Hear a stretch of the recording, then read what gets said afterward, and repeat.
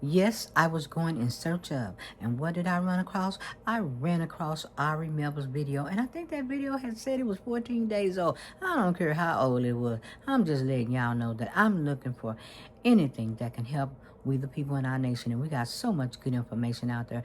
And guess who Ari had on his show? I think it was, like I said, 14 days ago. I think it was Bob Woodward.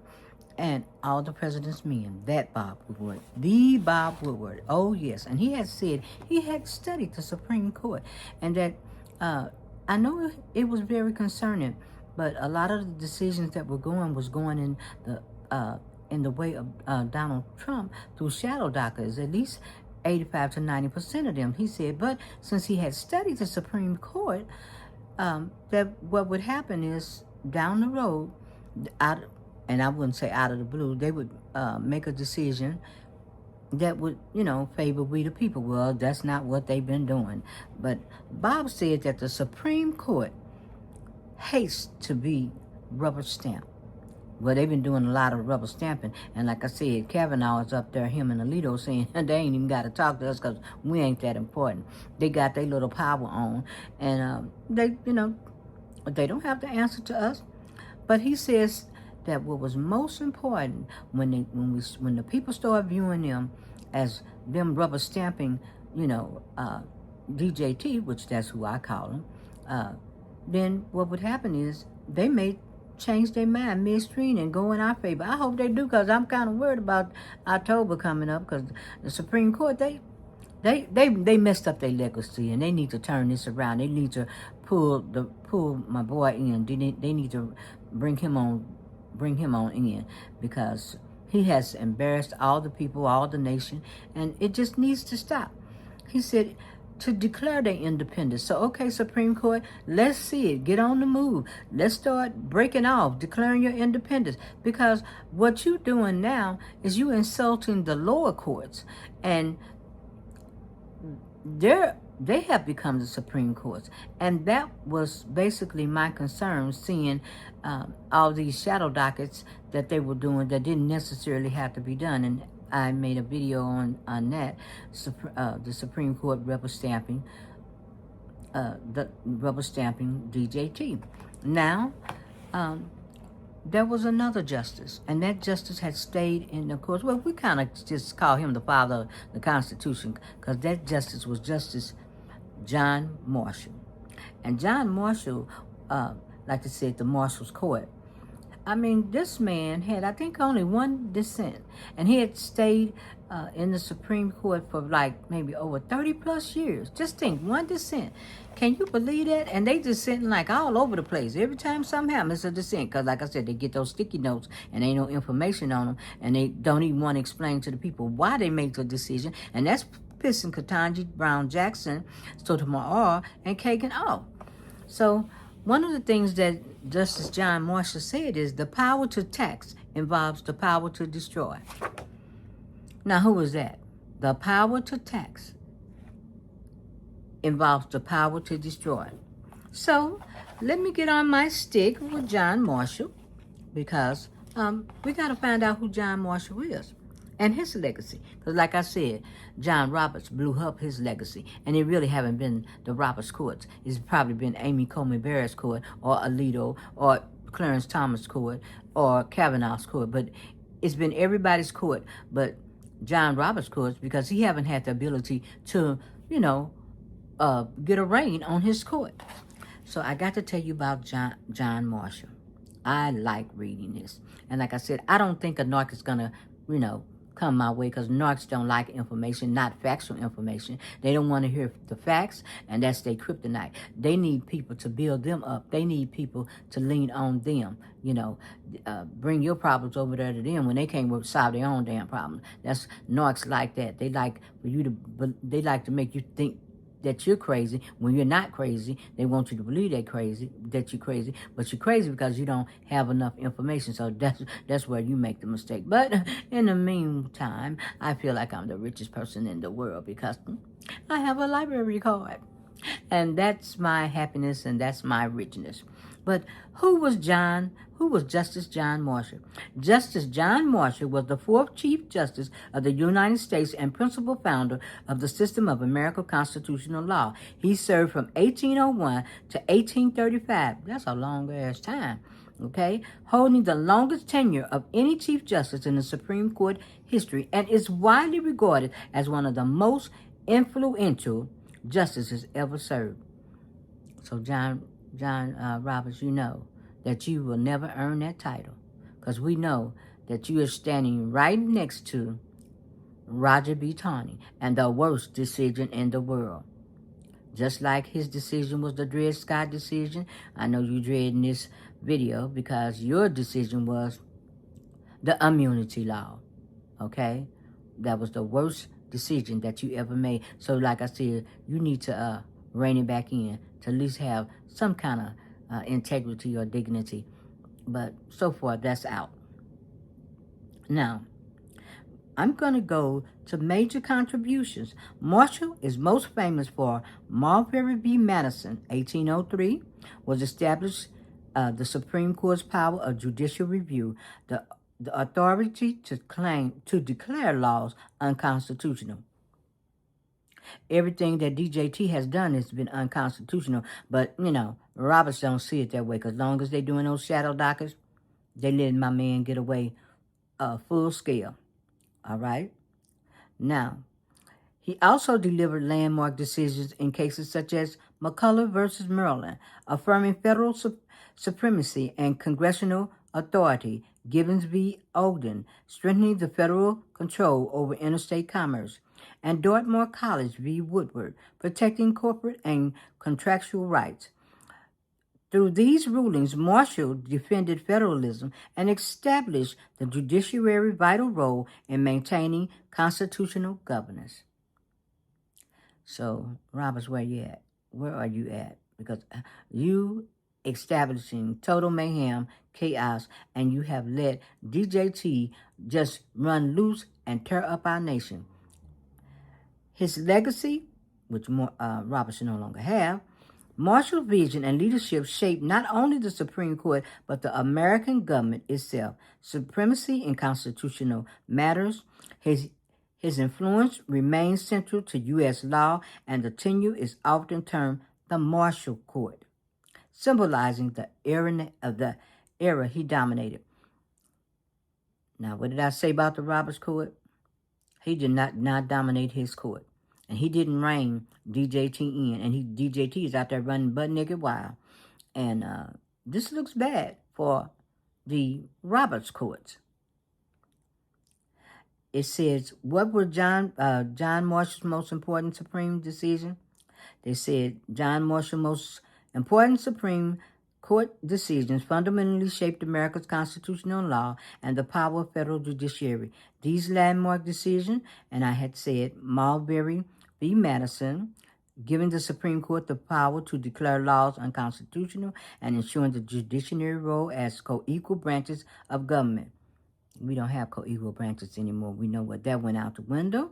McCulloch v. Maryland, 1819, Marshall's opinion confirmed that Congress had implied powers under the Constitution and upheld the federal government's authority to establish a national bank. A national bank. Ruling that Maryland could not tax the banks. This reinforced federal supremacy over the states. Listen to that. Can you imagine? Maybe that's why Roberts kind of held back a little bit on the banking issue, because he probably thought, well, I do kind of want to have that under my belt. But no, you don't. You don't have that under your belt. Like I said, you messed up your legacy. Gibbons v. Ogden, 1824. The decision clarified the federal power to regulate interstate commerce, striking down New York laws that attempted to grant exclusive navigation rights. Marshall opinion strengthened the Commerce Clause and federal authority over the states in economic matters. Dartmouth College v. Woodward. Marshall used the contract clause to rule that New Hampshire attempt to alter Dartmouth College was unconstitutional. The decision protected private contracts, from state interference and enhance the role of corporations in America's society. Fletcher v. Peck. You know, he had a lot of achievements. The court invalidated a Georgian law for violating the Constitution contract clause, marking one of the earliest cases where the Supreme Court struck down a state law as unconstitutional. Well, somebody needs to call Roberts up and say, hey, the shit y'all doing is unconstitutional. From the time my boy put out that pen and started doing those, doing his orders, executive orders, everything he pulled out was unconstitutional. And did the Supreme Court jump in? No, they just reinforced it. They reinforced everything that DJT did. Corns versus Virginia, 1821. The decision established the Supreme Court's right to review state court's decision in criminal law matters, further asserting the court's role as the ultimate interpreter of the U.S. Constitution. We ain't got no interpreters now. No, we don't. Because what the Supreme Court has done is put their little 2 cents in and just, like I said, make it up to stuff as they go along.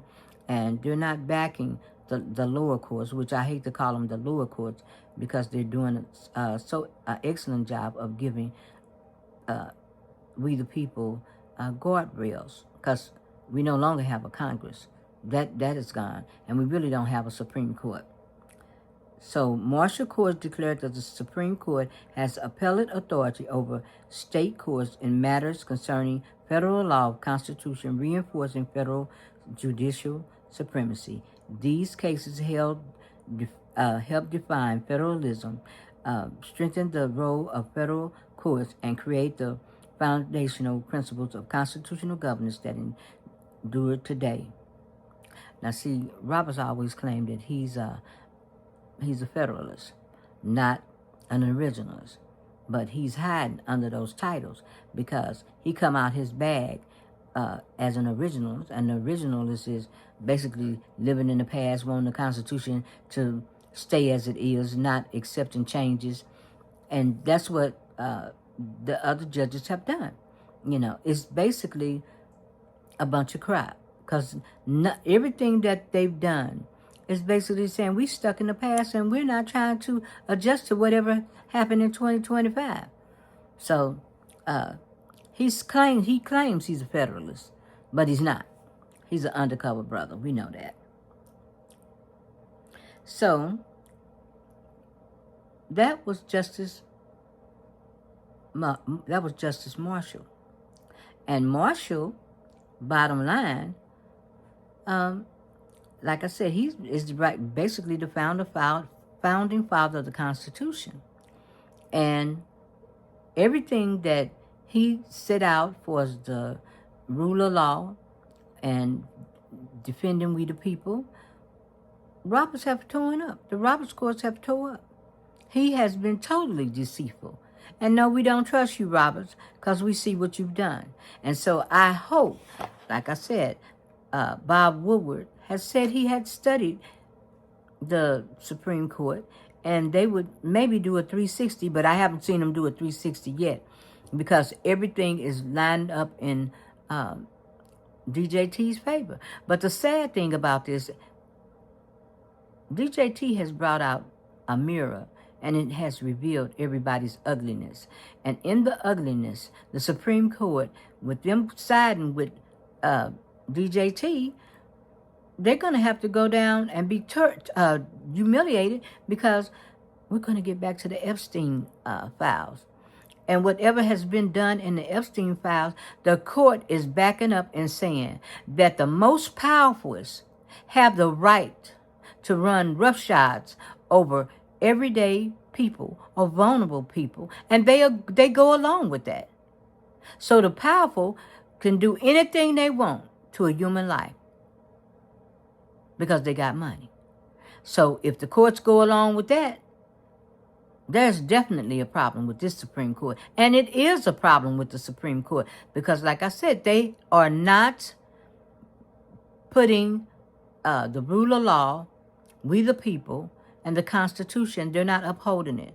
But Justice John Marshall did. And The worst decision now is the decision that Roberts made with the immunity clause, and then he's trying to sit up there and act like he haven't done anything. No, he needs to be held accountable.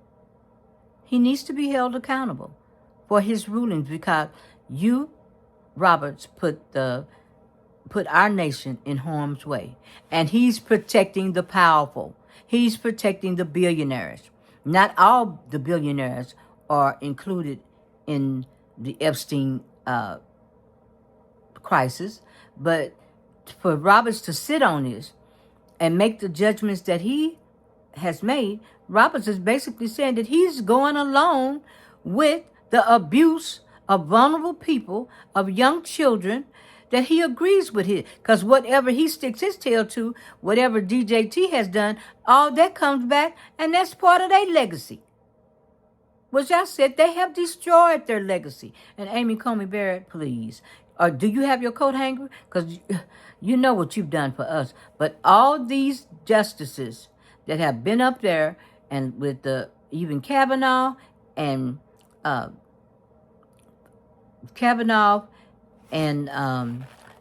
Justice Thomas, and they're part of that kind of Epstein type thing, but they kind of messed around with older women, not children. And I don't know if I can't really say that, but the bottom line for them is we have corrupt people. We have corrupt people in the courts, corrupt people in Congress. Look at Jim Jordan over there. Look at Jim Jordan. He's corrupt as hell, and probably part of the Epstein file. And Cash Patel and Bongino and all of them said they was going to release the file. 15 to 20 years done passed. MAGA is waiting on it. The young ladies that have suffered this terrible atrocity, they're waiting to say, we need somebody to be held accountable for what has happened to us. But what has happened? MAGA keep pushing. I want these ladies to keep pushing. And it's not going to go away, because there's too many women out here that have been abused by powerful people. That's right, by powerful people. And you decided to let it go. And the courts are reinforcing this behavior. They saying that whatever he does, it's okay with them. It's okay for the powerful to come in and just disregard a human life and look, because their system is higher, their caste system, and they regard the everyday person as nothing. I don't care how much money you have, you cannot disregard a human life. And that's what the rich and famous and powerful have done. And they put people in positions to say that they'll do it again. So accountability has to be held. Because when you disregard our children's lives, they've died from gun laws. You said it's okay for them to be trafficked. You said it's okay for them to be groomed. You know, this is just madness. This is absolutely madness. The abuse of power by powerful people is pathetic. And that's what the Roberts courts have to live with. The abuse of power by powerful people. They're okaying it.